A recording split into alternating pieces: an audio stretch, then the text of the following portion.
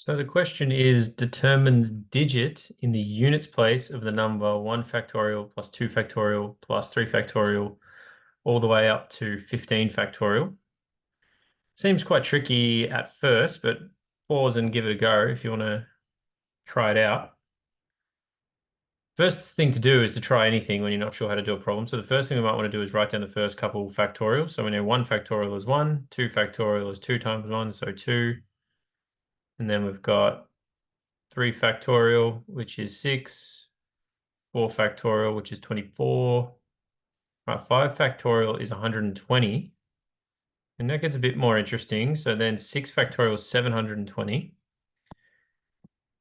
You can probably start to see that 5 and 6 factorial, because they have 5 and 2, there's always going to be part of the multiplication required from this point on.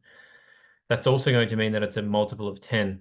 So all of these numbers are actually all going to end in 0. And that's important because those zeros are in the unit place, right? So if we do another example, just so we're clear, 15 factorial is this massive number. You can see that it clearly ends in a 0.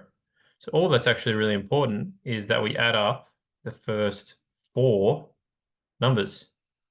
Or the first 4 numbers. So 1 plus 2 plus 6 plus 24, because that's going to get added on at the end, right?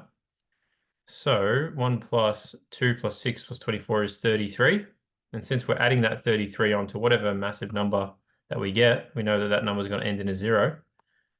So the number in the units place must therefore be a 3, because you're adding on 33 to something with lots of zeros at the end of it.